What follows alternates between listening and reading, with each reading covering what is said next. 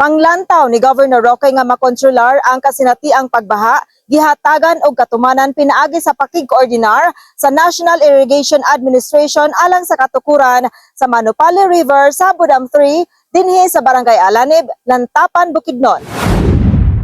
Gihatagan sa katumanan sa National Irrigation Administration kon NIA pinaagi sa Bukidnon Irrigation Management Office niini ang dugay ng gilantaw ni Governor Rogelio Nil P. Roque nga programa nga motubag sa problemang pagbaha sa ubos nga mga lugar sa probinsya sa Bukidnon.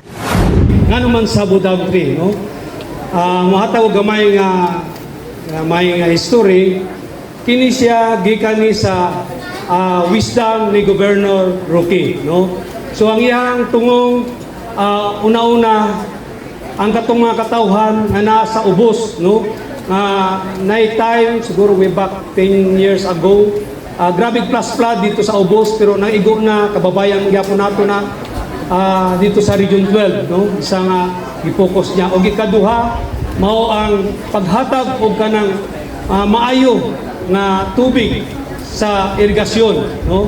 Sa gilusan nga groundbreaking ceremony Hulyo 11, 2025 sa Barangay Alanib, Lantapan, Bukidnon, hingpit nang masugdan ang 250 million peso worth nga Pulangi River Sedimentation Control and Irrigation Project Manupali River sa Budam 3 nga itukod sa Barangay Alanib, Lantapan nga utlanan usab sa silingang syudad sa Valencia. Dugay na kayo na ko nga pangandoy na mga proyekto. Actually, Congressman pa ko ani nung gidahom na ko nga naanag yung mga sabo dams, mga dams sa mga river systems diri sa lalawigan sa Bukidnon. Kay tungod sa climate change, paspas na kayo munaog ang tubig, no? Long term kini sa project because ang plan ani sa lalawigan sa Bukidnon is I think about more than 20 ka sabo dams ang ibuhaton. Ikaduha pa lang ni, no? Murag layo pa ta. No, but of course, diya katong tumong ma-achieve na to ni siya para ang baha mapunggan.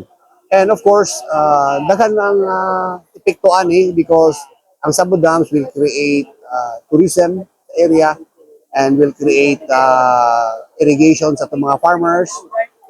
Buhatan niya po pang-irrigation sa itong mga mag-uuma.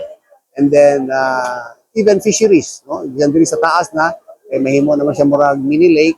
So, pwede na magbuhi og mga isda. Gikalipay kini nga kalambuan sa katawhan sa Lantapan, sanglit dinhi usab na kaangkla ang pag-uswag sa ilang dapit diha sa natad sa preparation and mitigation sa climate change, livelihood and food security, pagpauswag sa tourism industry sa lungsod ug puhon mamahimong tinubdan sa run-of-river hydropower. Isip mayor sa lungsod sa Lantapan, kalipay nako nga makita nga ang kalambuan dili lamang pinagi sa proyekto, dili lamang pinagi sa kabibo, kundi kalambuan sa matag panimalay.